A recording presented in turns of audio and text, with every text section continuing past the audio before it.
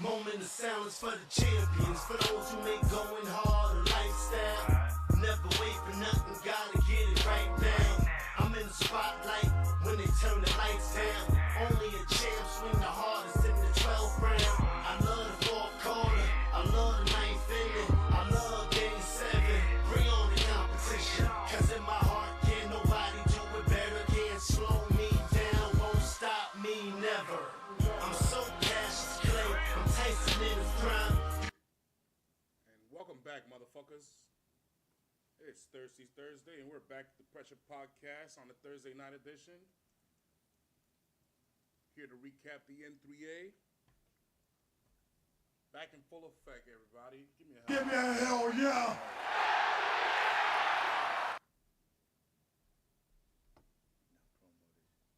Throwback Thursday. Today we will recap the game that just finished. OKC lost to the Denver Nuggets. And we have at least one Game 7 in the works thus far, which is what everybody calls the two best words in all of sports, Game 7. I don't know how true that is, but that's what everybody says. But we do have a Game 7 in the second round, so that's something to look for. Without further ado, we are live in our studio from Orlando, Florida. It's your boy King Cole. LeBron. Finish him! Rated M for Millennials. As I mentioned before, today's Throwback Thursdays. The Pressure Podcast is live Monday, Thursdays, and Saturdays at midnight. So basically Tuesday morning, Friday morning, and Sunday morning. But we like to recap the day before, since that usually all the games are done by 12. Usually everybody's already just watched their highlights, so this is where we get the most, the best, I guess, combo and back and forth that we can get. Live on YouTube, and we will be streaming on TikTok again. It's just in TikTok they don't let us smoke, so we have to watch our vocabulary. YouTube's a lot better with that, so shout outs to YouTube. Dog man says, nigga, dog man says. The headlines read that the Pacers and the Wolves reached the conference finals for the second year in a row. The NFL, the QFL schedules have been released, and Game 7 alert, baby. So let's talk some QFL first. So just looking at some of the schedules out there. I didn't like what I see at all.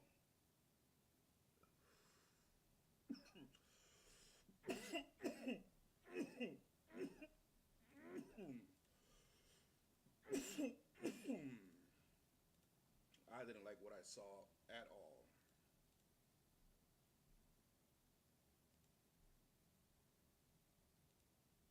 So let me put it in the screen here for you guys to see. So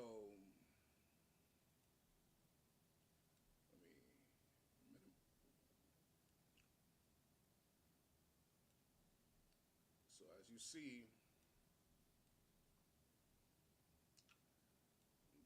this is the Chiefs' schedule. They start at home versus the San Diego Chargers. Justin Herbert, who's supposed to be in the Hall of Fame soon, I'm guessing. Jim Harbaugh. Then they It's a big game to start. welcome the Eagles Sunday afternoon. Then they go to New York to face the Giants, who are nothing. And then they go back home and face my Baltimore Ravens at home. But one thing that I don't like is that I want you to look at this. Philadelphia, Baltimore, Detroit, and Washington are at home. Meanwhile, New York, Chargers, Jacksonville, Trashonville, Raiders. It makes no sense. They got 3-3, but at least they have to go to Buffalo. But why does Josh Allen get lucky? How come he gets to go in his own house? Whatever. Then they got Denver, Indiana, Dallas, Houston, Chargers again, Tennessee, Denver, and Vegas. They got their ass whooped so bad in the Super Bowl. I guess they wanted to give them an easier 1, 2, build their confidence 3, up. That's what they try to do. 3, 4, 5, 6, 7. So there's 7 games in their 17-game schedule that they possibly could lose. Philadelphia, Baltimore, Detroit, Washington, Buffalo. So that's 5 right there. And then Denver and Houston. That's it. I don't think the Colts could beat them. I don't think the Chargers could have a chance to beat them. I don't think the Raiders could beat them. I think Denver could beat them one time. They probably split that. Houston could beat them one time, but they could also lose that one. And then Buffalo, Washington, Detroit, Baltimore, and Philadelphia. Any of those guys can beat them and not beat them. But I don't see the Chargers beating them this year. I don't see the New York Giants beating them. I don't see the Jacksonville Jaguars beating them. I don't see the Raiders beating them. That's what I'm saying. It seems like because they lost so bad in the Super Bowl that there was almost like trying to give them an easy schedule. Like they got an easy schedule, but it's not that easy. They still got some teams to build their confidence up. But look at most of the games they're at home. I know that. I know that. Be cool, nigga. How come they get that lucky ass schedule? Now let's look at your teams. Okay? Yeah, I feel like because we kicked the shit out of them, they feel like, okay, let's give them an easier schedule to build their confidence up just for the playoffs type shit. Now our schedule's probably gonna be alright. So let's look at your schedule. I'm sure it is. You open up at home versus Dallas Thursday night football, so that's good. You guys open up the season on Thursday. That's awesome. That was the game I heard about. Yeah, I fucking. Then you go to Kansas City. Then you welcome back the Rams from the playoffs. Then you go to Tampa. Then you welcome the Broncos. Then you go to New York, and you go to Minnesota, and then you welcome back New York before you have a bye week. Then you got Green Bay, Detroit, Dallas, Chicago. Yeah, you have one of the toughest schedules in the league. But that's because you're the champion, and also because you're the number 1 seed. That happens to all the number 1 seeds. That's why I know Kansas City's schedule's not that weak because they face a lot of number 1 seeds. It's just that some of the divisions they play are whack. So I see, let's see, Kansas City, Rams, Tampa. 1, 2. I think we lose against Tampa. That's 3 right there. We usually lose against Tampa. 1, 2, 3. We usually lose against Tampa. So I'm gonna say 5. 4. I'm gonna say 5 and 2. 5. Maybe 6. Maybe 6. In these games, probably 5 and 2. Maybe 6 with Green Bay, but I don't think so. But I see 6 games that are possible losses for you guys. Kansas City, Rams, Buccaneers. Denver. No, I don't see Denver beating. Yeah, I can see Denver beating us too. You do? Yeah. I can see Green Because Bay. Denver's basically got the same team they had last year, which was competitive, but with a quarterback that, has Yeah, I more know. But the only reason now. I give Denver over Kansas City, City, I like Denver's defense, and I know you do too. the only reason I give Denver over Kansas City is not only because they play 2 times. So you know what I'm saying, you get more chances to beat Kansas City with 2 chances, but also because they're rivals, so they know each other, they see each other all the time, so they know each other. So I could expect that. I don't think Denver is good enough to beat you at home. If you were at Denver, maybe, but at home, I just don't see it. But you could put that as a 6 possible. But the ones I know for sure that you could lose to is Kansas City, Rams, Tampa. I'm playing it safe because Detroit, all we need to do is get to the playoffs. and I ain't Buffalo. worried too much about Detroit and Buffalo. our record. Those are for sure. Because most teams in our division don't repeat No, I know. as champions. I know. So I don't expect us to do The ones for sure I know are these 3 right here, Detroit, and then Buffalo. You could add Washington, you could add Green Bay, and you could add Denver, so maybe a possible I think 8. it's going to be a statement game, the Detroit game. I think that's going to be one of those where we're like, you guys think you're I don't think you're going to lose that game, but you're on our level. But those are the for sure possible Yeah. losses, is what I'm saying. These are the possible losses Yeah, right here for you're sure. Right, you're right. For sure. 1, 2, 3. Tampa. Detroit and Buffalo, and then maybe one Washington, maybe Green Bay, maybe Denver. So a possible 8. I'll take 8. But I can take 8. But for sure, I see 5 losses, possible losses from your schedule. They fucked us again. My Ravens are. I mean, I just don't see that. They Fatality. For some reason, they just don't like us. So we start the season at Buffalo. Then we got Cleveland at home. Then Detroit. Then Kansas City. Then Houston and the Rams. All those are basically playoff teams except Cleveland. Okay. And not to mention they all advanced 1 round. Okay, but whatever. I mean, Detroit had to bye Then week. you But you get know what I then mean. you get a pretty decent team in Miami. But then we get the easy shit. Then we get Chicago, Miami, Yeah, but that's Minnesota, a de- Cleveland, New York, Cincinnati, That's a Pittsburgh. decent team though, Miami. But they gave us the Pittsburgh special. You notice something? I only see one divisional game here until all the way down here, week 11. So until week 11, we only have one division game. That's weird. I hate when they do that shit. Because then it's nothing but all division games. After week 11, most of these games left are the division games. 2 against Cincinnati, 2 against Pittsburgh, and 1 against Cleveland. So 5 out of the 6 division games are after week 11. Or at week 11 and 12. So let's see the possibles that I see. Buffalo, Kansas City, Houston, Detroit, The Rams. and the Rams. So I see another 5 possible here. Maybe Pittsburgh, Cincinnati, Cleveland. Obviously, it's a division Because you game. got other rivals, yeah. But Maybe those are just so names. maybe 8, but for sure 5. For sure 5. So it looks like we might have another 12 games. It don't matter. You guys season. always have pretty much that same record every year, or close to. As long as we're healthy. As long as we're healthy. I didn't like the schedule. I thought we could have did better. But hold on, let me see. What was our you know have to put on? I love the fact that we get to play a rival the first game. That's Well, we awesome. get Sunday night football to begin. You got Thursday night. We get Monday night football. So we got 2 primetime games. We have Thursday night football. That's 3. And Cincinnati, that's 4. So it's so last year I missed it. They did us dirty, boy. Last year I missed it. I'm not missing it this year. I'm going to Cincinnati to watch that game. It's a Thursday night game. I missed it last year. I should have went. And I didn't go. And Oh, you mean where they started going crazy? they were both going crazy. Both games were crazy. The one Cincinnati went to overtime, and the other one, you know what I'm saying? So it didn't matter. Let me see how many primetime games they gave you. So I already know Dallas. That's Thursday night. You got then Thursday night against New York. You got Monday night against Green They are Bay. slapping us in the face with these You Thursday got Sunday nights. night. You got back-to-back Monday night, Sunday night Oh, okay, against okay. Detroit. So that's 4. Oh, and that's then a you good got one. Monday That's a night good one. at Sunday 5. night. Sunday night, So Detroit. So you got 2 Monday night Okay. games, a Sunday night game, and 2 Thursday night games. I like that. I like that Sunday night. That's a good one. Versus Detroit too. That's a good one. Yeah. Night game. We open up Sunday night. Oh yeah. We open up Sunday night. Didn't we open up Sunday night last year? Yeah, against the Chiefs. No, that was Thursday night, right? Yeah, that was Man, Thursday they love night. y'all, man. Against the love Chiefs. watching They love watching that high potent offense. And then 2 weeks later was Monday night Yeah, against the Lamar Bills, Jackson. where Pop. Derrick Henry broke out, and we went off for the races. Shout out Derrick Henry for his extension. He deserved it. He did get an extension, and he did deserve it. So let's get to the N3A, shall we? Finish him. It seems like we make the same moves. Like we signed Saquon to an extension. You guys do it. We're missing something on the defense. We'll go get it in the drive. You do the same shit. We literally do the same shit.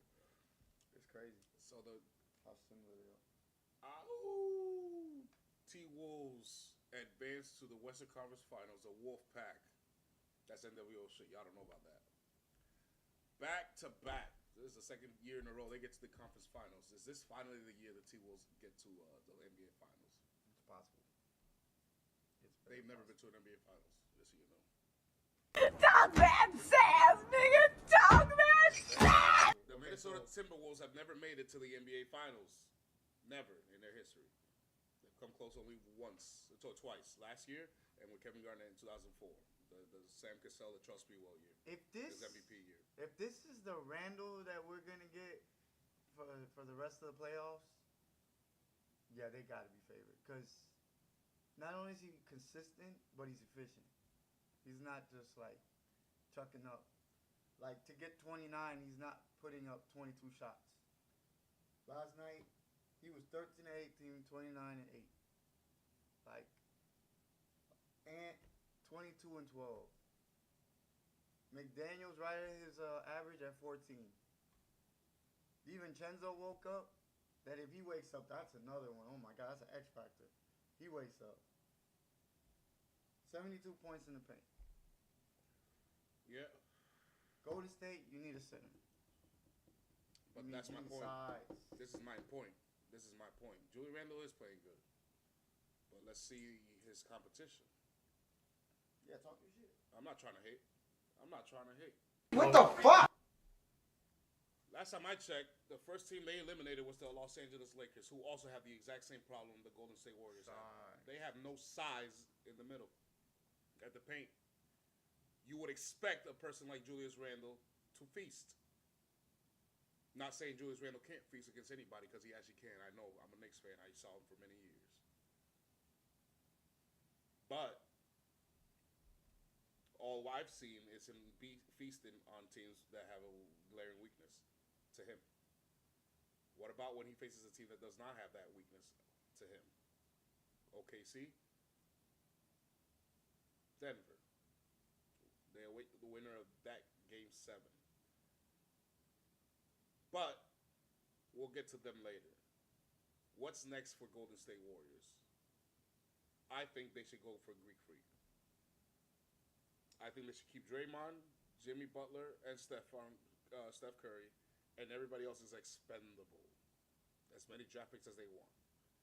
Now I know what you're saying. Butler, Draymond, and Curry are old, but Giannis isn't.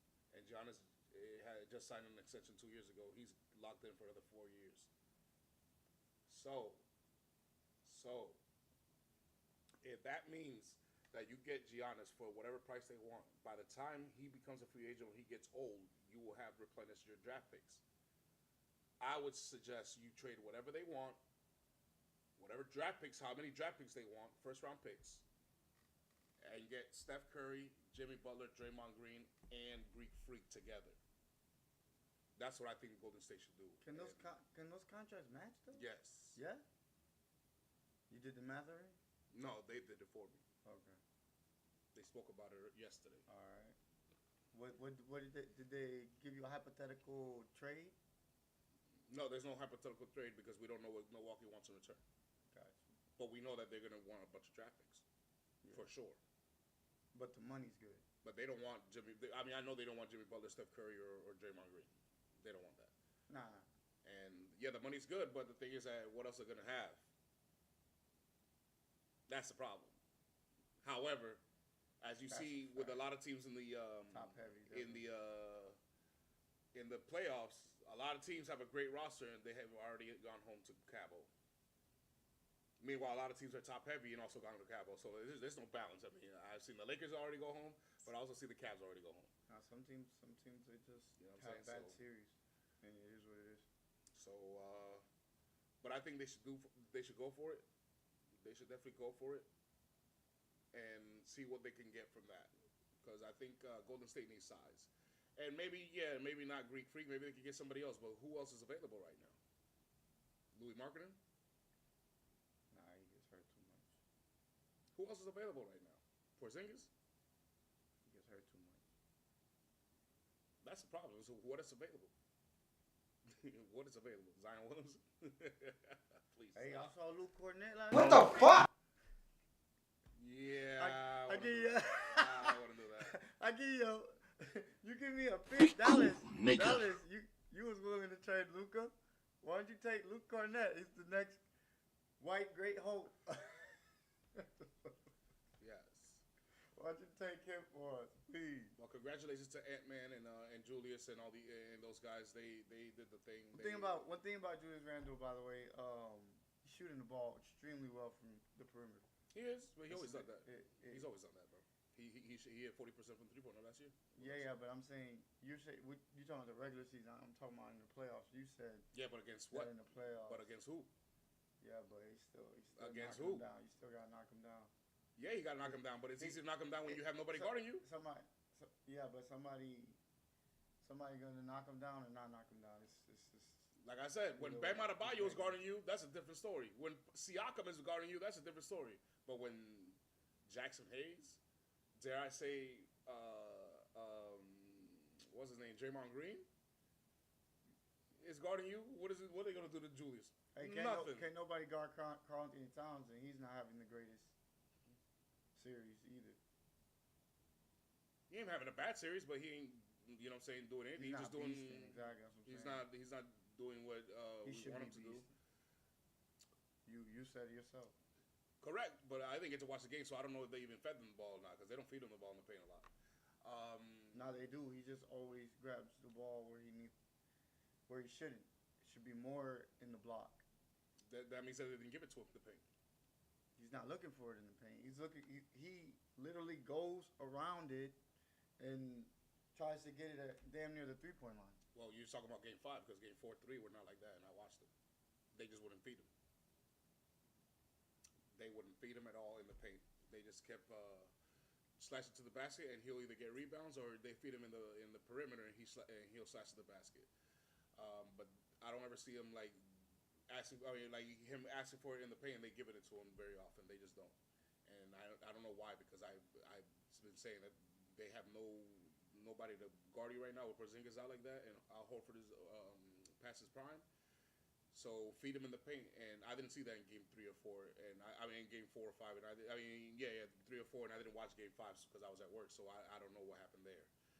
But Julius Randle, like I said, he's shooting good, but he's always been a good shooter. But the thing is, there's two things that are common denominators. Number one, he ain't faced nobody on defense yet, and number two, notice how both teams went out in 5 games.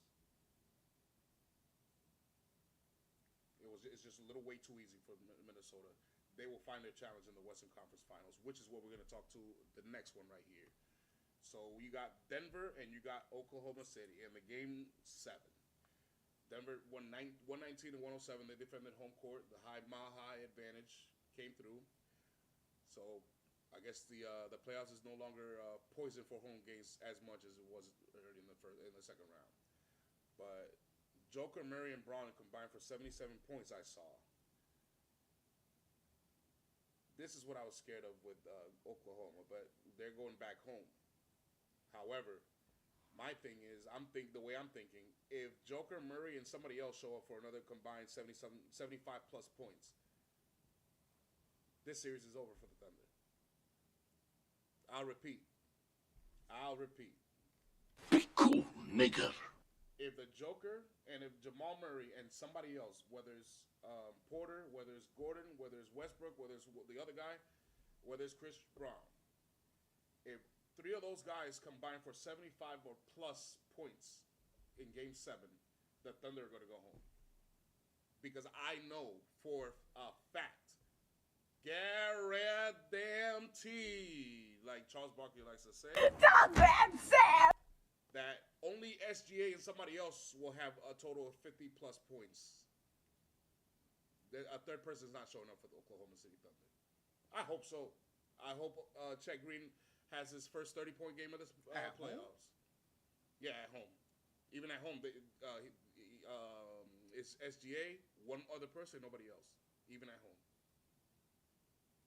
The problem is with Denver, it's usually only Jokers and nobody else. Yeah, a little bit more, but not much. Not much. The only game where everybody went off honestly, was... this game wasn't even won by Murray or Jokic. No, I'm not saying that. I'm just saying that if Joker, Murray, and a third person show up for 75-plus points like they did today in Game 7, I don't see Thunder winning because I know for sure that only SGA and one other person is going to show up. Who? We don't know. We don't know who else is going to show up with SGA at Game 7. But I'm just hoping, to make it interesting, I hope that Chet and maybe one more other person, even Caruso for all I care, show up and give you at least 15 or 20 points. So that you can make it an even match and we go down to the wire, last shot, you know what I'm saying, a tie game with 1 minute left, Game 7. That's what I want to see. That's what I want to see. But that's just me being selfish, obviously. But what I'm going to, because I asked who you got, why, and what to expect. I expect the 2 stars to come out. I expect Jamal Murray to show up. I don't know who else is going to show up for the Oklahoma City Thunder, but I expect somebody will. I expect that Joker's not going to have a triple-double. But I also expect that SGA is going to have a bad night from the 3-pointer. This is going to be, something tells me this might be a low-scoring game. I expect this to be a low-scoring game, lower than this. Just because it's Game 7, and usually in Game 7, nobody shoots good. Nobody almost. But I got the Nuggets right now. The reason why is because of the experience and because they have more people coming to the party consistently than the other team does. That's why I have. I'm still sticking with OKC in 7. Like I said. Well, I had OKC in 6. Was it? Yeah, 6. And then that was not right. So I'm just gonna go with the experienced team because I think OKC is gonna let me down. Game 7. That's I believe it's Saturday. Should be interesting though. And why? Why do you have the Thunder winning? The Thunder? Because I think Shea's starting to find his groove the last 2 games. Even though they didn't win tonight, he still had 32 on 11 to 16 field goal percentage. He's not the one I'm worried about. But I get that. But Chet was 19 and 11. If Williams fucking shows up, then that's the difference. But at home, he's better than on the road. Yeah, on no, the road, but there are times that Williams only had like 12 points Bro, at home. he was 3 of 16 in this game. Yeah, I know. He was terrible. I mean, like, he would try to go on fast break. He'd lose the ball going left, and I'm like, bro, like, you do this all the time during the regular season. Start calling this nigga James Harden. It's ironic he's on OKC. Well, the thing is, this is why I don't trust the Thunder because they're too young of a team. See, maybe SGA has learned some things, but has Williams and Chet Holmgren learned it yet? Because remember when Michael Jordan... I still think they played terrible in certain spurts because they had this game. They were up, I believe, 10 in this game in late in the third, almost going to halftime, and SGA picked up a stupid ass foul because he tried to go weave between like 3 people. He had it going, but it was like it wasn't in the flow of the offense. It was just like kind of like him trying to get a bucket, and they crowded him. They took the ball away, and Jokic took it and he fouled him and got his 4th foul. So he was pretty much non-existent for the rest of that quarter, but he had it going. Go Jokic? SGA. This game? Yeah. Well, I mean, from what I saw, the reason why is not because of the flow of the offense, it's because there was no flow of the offense. No, there was a flow of the offense. It died when that happened. It really got messed up in that. But how? With all the numbers I saw, so you tell me that all the numbers I see were good in the first half, and the second half nobody showed up except No, SGA. that's what I'm saying. Williams didn't show up, but Nobody else showed up. Look at everybody else. Caruso and Wallace had 10 points. That's nothing. Porter had 2 points in this game. Oh no, wait, not this game. That's literally nothing. In the last game, Porter had 2 points. Look at Williams, 6. Porter's a starter. He had 2 points. Hartenstein, 8. Dort, 10. Porter Caruso, had 2 10. points. Wallace, 10. We're not talking about the Nuggets. We're talking about OKC. I'm talking about him as a starter. He's a starter. No, forget the starter. I'm trying to tell you, your point was that it was in the flow of the offense. I'm trying to ask you what flow of the offense when I see no offense except for Holmgren and SGA. I told you in the beginning of the game they had it going at a certain So point. you're trying to tell. That's why I asked you. So that's why I asked you. So you're trying to tell me that most of these came in the first half, and then after that they all went cold except for SGA and Holmgren. That's what I was just asking you. I didn't get to watch the game. Yeah, that's exactly what happened. Like, okay. I think Chet had a whole. I felt like he should have been more aggressive because he had it going. He was 8 for 14. It was a good game. It wasn't like he was flopping and all this shit. He did have a bad miss that he just need to be more aggressive. Like, if he was more aggressive, he don't have that in him. He don't have that dog in him. He's 19 and 11. It was good, but if he would have stayed more aggressive, I think this game would have tilted in the balance because Shea getting kicked out basically had to sit on the bench for the last 3 minutes of that second quarter, and that I feel like that hurt him because that's when Denver made that run. They got it to within 3. Well, OKC had it by 3, but they couldn't. There was that spells doom to me because this is the cover of today's episode. Today says SGA, one man army. If SGA is in the bench for whatever reason, That's it for the Thunder. Yeah, but that's what I'm saying. I feel like that's just because it's one game. You know what I'm saying? Like, let's see what happens in the next game. Yeah, I know. But I see. what you're But saying. that's my point. For what I see thus far in the playoffs, this is a one-man army. Nobody else is consistently going to show up for the Thunder right now.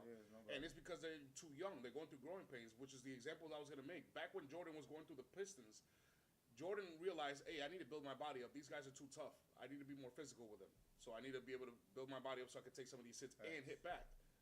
Well, he did that. But when he did that and he finally got over the Jordan rules, the problem was his counterpart. Scottie Pippen was younger than him. Scottie Pippen had to still learn. But once Scottie Pippen learned, then it was, you know what I'm saying, game over. But has Chet Holmgren, has Williams learned? I don't know. I don't know if they've learned just yet. I know SGA has. I just don't know if his company has. This is why I don't trust young teams come playoff time. These are the reasons why. But it's not over. Like I said, they're at home. That's the saving grace. And Holmgren, Caruso, somebody. I need y'all to match whatever Joker, Murray, and a third person match. If it's Christian Brown, match it. If it's Aaron Gordon, match it. If it's Westbrook out of all people, match it. That's all I ask. Match it. Because I don't want to see you guys get blown out and shut out in your own house in Game 7 when you were going to the Western Conference Finals. That's the last thing I want to see from Oklahoma City Thunder. Because I like to see the teams that are on the come up. You know what I'm saying? Absolutely. But I know from watching too many teams on the come up what to expect and what not to expect. So I try not to get too high on myself or on these teams for that reason. And you understand that Jokic is a champion. Correct. So let's get to the Eastern Conference Finals, where the Pacers have already advanced and are awaiting the winner of the Boston-New York series. Back to back again. The Eastern Conference finalists last year. Let's just go with the golden question. What went wrong for Cleveland? Mitchell, inefficiency is one. He shot the ball terribly from three. He kept chucking them up. It was like, okay, they're gonna go in either way, whether you like it or not. You're gonna go in. The nigga had 35 points, right? You're like, damn, wow, he 8 of 25 to get those 35 points. Meanwhile, he also went to the free throw line a boatload. Talk that sass, nigga. Talk that sass. 21 9? That we seen lose the free throw? 16 to 21 he went. 16 or 21. And he missed late, by the way, where he had a chance to put the game to 3 by making 3 free throws. He misses all 3 free throws. Well, and then I'm not just gonna put the blame on him. I think their bigs. That was crazy because I expected the bigs to show up. Like Evan Mobley wasn't that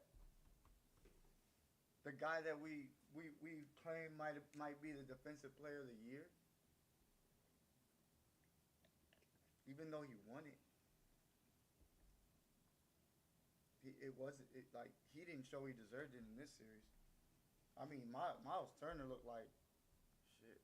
Miles Turner looked like Jermaine O'Neal out there. So And then Allen, 9 points, 4 rebounds in 30 minutes. Dude, you're a double machine. I'm expecting you to out rebound these guys because Miles Turner don't even like to rebound. He seems almost allergic to it. And then there's supporting cast. The supporting cast to me, it didn't show up. Max Strus was 0 for 9.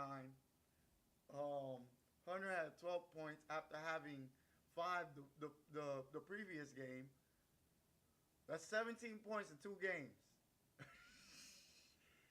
So, and Indiana's pace. Indiana's pace was hell for them. They couldn't handle it. It was like, even when they would get up, let's say they would make a run, right? Indiana would make a run right away. There was times I'm watching the game, I'm like, okay, it's a 20-point lead. I think Indiana could get this down in about 15, 12. Next thing you know, they got it down. It almost seemed like you expected Indiana to come back and win the game at that point. The way that they were just outpacing them. They were outpacing them, and Halliburton, he was amazing. Even especially in a closeout game, 10 or 15 for 31 points. You know what I'm saying? That's that's great. And then Siakam, 21, 8, 5, and Nimhard, 7 of 11, 18 points. He has some big buckets late in the game. So I feel like a little bit of like I said, the Celtics have made this team grow, and they're growing in the right direction, and they're scary as hell. Well, I predicted that the Pacers were going to win this series, not that easily, but yes. The reason why I predicted this was because I know the way the Pacers play. I saw them last year. I've seen them all year long. And this is the fastest paced team in the league. They live up to their name, the Pacers. When I saw Cleveland against Orlando, Cleveland against Miami, I saw Miami make runs on them where I was like, you know what? If they meet a team that could run and score with them, they're going to have problems. Well, it happened with the Pacers, but that's not what went wrong. Obviously, I called it. I expected this, but I thought they were going to make adjustments, which they didn't. Here's what went wrong for Cleveland. I don't think you could blame Donovan Mitchell. He did everything he could as a superstar does. The reason that he was inefficient and the reason why he shot so much was because he had nobody around. One-man army. I've seen this all my life. I grew up watching Iverson, T-Mac, Vince Carter, Ray Allen, and all of them try. Okay? Against the best of the West, which was Shaq and Kobe, Tim Duncan and Robinson and Ginobili, KG and company, or Dirk and Steve Nash back then, or Michael Finley, and then Chris Webber and Peja Stojakovic. Against those guys, I didn't see any of the Eastern teams doing it at all. I saw Iverson try against Kobe and Shaq. He dominated the first game, and then after that, he was wildly inefficient. Why? Because nobody can help. That's what happens when you're in a one-man army. The volume shooter is going to be a volume shooter, and he's going to look inefficient on paper. But it's not his fault. He has nobody in the party with him. Evan Mobley had 24 and 11. The problem, fuck Evan Mobley. Don't mention Evan Mobley again. To me, he was always a Jaren Jackson kind of guy. I never liked Evan Mobley. I never thought he was a star. I said he'd maybe make a few All-Stars here and there, but that's it. That's it. He ain't all that. Neither is Jaren Jackson Jr. Those guys are overrated. I've been trying to tell people, and now they see what I've been talking about. Okay. The thing with it is that you could say Garland's toe might have affected it a little bit. Maybe that's the reason why the party, there was nobody at the party with Spider Mitchell. So Mitchell don't get no blame. I don't think it's his fault because he did everything he can. That's crazy. How could a one-man army do anything more? I've never seen a one-man army do anything more. I've seen LeBron try, and even then he failed when he got to the NBA Finals. At least he got to the Finals. I give you that, but that's how great LeBron was. But the thing is, LeBron, when he got to against the Spurs, he was the most inefficient player ever in playoff history at one point. Why? Like star-wise. Why? Because he had nobody along. He had nobody. And they're not going to let him slash the basket at will. That's what happens when you have a one-man army. That's why you can't blame the one person. He can't. What else can he do? They would have got blown out more if he would have took less shots, try to get his teammates more involved that didn't show up. What do you expect him to do? And then another thing that's wrong with Cleveland is that they're overrated on defense. They need to fix their defense. That defense is overrated. They can't stop nobody good. And not against Indiana. Indiana's loaded. For those who thought it was just Halliburton and company, no. Siakam is a champion. Miles Turner is a baller. Miles Turner is what everybody thinks Jaren Jackson and Mobley is. That's Miles Turner. Fatality. You don't have an answer for that over there. Jared Allen, overrated. I canceled him, and I'm not saying that because I lost $250 because he couldn't get 9 rebounds or 7 rebounds. All I needed was 7. He only had 5. Tall dude not doing tall dude things. So I blame the defense. I blame the fact that they have nobody else coming along with Spider Mitchell. And I blame the fact that Mobley and Jared Allen are not what they are in the regular season, in the playoffs. Defensively, at least. Nothing.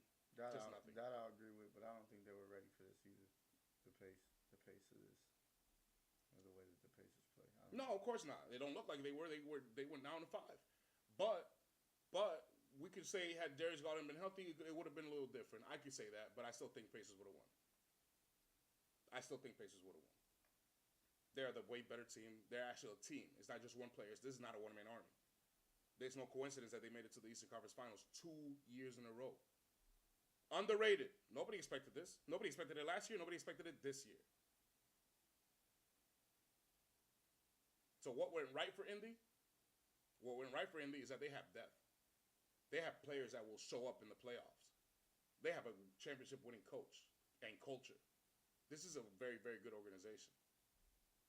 The Indiana Pacers have no championships, and they're a well-respected organization. I call them the Spurs of the Eastern Conference. Yes, I said it. Be cool, nigga. What the fuck? The reason I say that is because these guys never get the free agents, just like the Spurs don't. These guys are always well-coached. These guys always scout very good. And these guys are always perennially in the playoffs. These guys are not in the bottom feeders very often. The Pacers are not in an organization you laugh at. I mentioned that a few months ago. This is not an organization you laugh at. This is a well-run organization, and they deserve what where they're at to be. And I think Halliburton is a rising star. That's what went right for Indiana. So let's get to the next series that's awaiting for the Eastern Conference. My Knicks and your Celtics. They lost 127-102 last night at Boston. New York leads 3-2. As expected, Knicks look to close out at home tomorrow or today, Friday. What's the story of this game? The story of this game is this. Bridges, 4 for 14. OG Anunoby, 1 for 12. You can't win like that. And I know what everybody's saying. The Knicks haven't closed out a game in Madison Square Garden in the playoffs in a very long time, which is true. And I know what everybody's saying. The pressure's now back on the Knicks, which it's true, but not as true as everybody thinks it is. Madison Square Garden is going to be rocking on Friday. I won't get to watch it. I wish I could watch it, but I can't. I have to work. But Madison Square Garden will be rocking on Friday. However, the reason I say that the pressure's not on the Knicks like everybody thinks it is because the pressure's always on the Knicks. From the very, very first day of the fucking NBA season to the very, very last one. This is why I always tell people it is not easy to play in New York. The pressure's always on. It's never not on. Ask anybody who plays for the Yankees. Ask anybody who plays for any of the New York Trash or the New York Giants, the New York Mets, the Islanders, the Brooklyn Nets, whoever. When you play in New York, there's an expectation that's completely different than anywhere else on the world. There's no other place like it. They're always under pressure. And this is why I don't think the pressure's back on the Knicks like everybody thinks it is. Yes, kind of, sort of, but not really because the pressure's always on. The pressure's always on. When you want to see pressure is when if the Knicks were to lose tonight and go back to Game 7, that's when the Knicks will start feel pressure. But tomorrow, they're not going to be feeling any more pressure than they felt Week 1, Day 1 of the NBA, honestly, against the same Boston Celtics. Shit, they might feel less pressure in Boston. No, if it's Game 7 in New York? Back in Boston, it's going to be more pressure because if they lose, the whole world's out right there with the Twitter arrows waiting. That's a fact. And we weren't even expected to win this series, just so you guys know. Finish him. That's New York pressure. That's literally what proves my point right there. The fact that we're not even expected to win this series, nobody had us winning this series, okay? And the fact that if we were to lose Game 6 and they lose Game 7, the arrows are out. As if we were expected to win the series. You see what I'm saying? That's New York pressure to you. That's why you can never win or lose in New York. It's never enough. Goddamn city. Especially losing Tatum. And just keep adding on. Keep adding on to it. To me, the more pressure game is if they lose and they go back to Game 7, not Game 6. But the Garden will be rocking, and I kind of wish I get to watch the game, but I can't. It's all good. This game's gonna be close. But it's not very as a Knicks fan, it's very rare when we get to see the arena with the juice that it's gonna have tomorrow. But what I did take from this game, that the Celtics showed championship mettle. They didn't give up. They didn't just lay down there because they didn't have their soldier with them. They went out there, they fought. I thought they played really efficient. Only 9 turnovers in this game. So if you can repeat that and have 39 bench points next game, then we might have a shot. That's all I'll say. Yeah, you have a puncher's chance. The series ain't over till it's over. Yogi Berra said that famously once upon a time, another New Yorker Yankee. But New York is just full of pressure. It's always like that. Is it unrealistic? Of course it is. Is it unfair? No, duh. And is it unwarranted? Almost always. But it doesn't matter. That's just the way that city runs. Believe it or not, so is the Celtics. The same way. I mean, it's either championship or bust. That's what they live by. So if we don't get it done, they don't give a fuck about if Jason Tatum's not there. They're just gonna be like, y'all lost, y'all show no heart, y'all ain't got nothing. Get rid of all of them. If we have a slightly bad game, they're literally ready to like hang these motherfuckers by a rope. That's how it works. I'm just being honest. That's how it works, bro. The media are sharks. Finish him. Especially the fans. Fans do not give a shit. So we're gonna sign out here. I think the lag just finished. Yeah, But we're gonna sign out here Yeah, we're gonna get at the 50-minute mark. We appreciate y'all tuning in, viewers. Appreciate the likes, views, and comments. Please subscribe. And remember, this is the Pressure Podcast. It means to perform, react, and endure using strategies in sports under rigorous environments, motherfucker. Give me a hell yeah. If you would have say, we will send you a link if you have a webcam so we can put you on a little screen back there, hop on a mic, and talk your shit. Finish him. Till then, motherfuckers, we'll see you Saturday to recap the round 2 of the N3A and more of the QFL. Peace out, motherfuckers.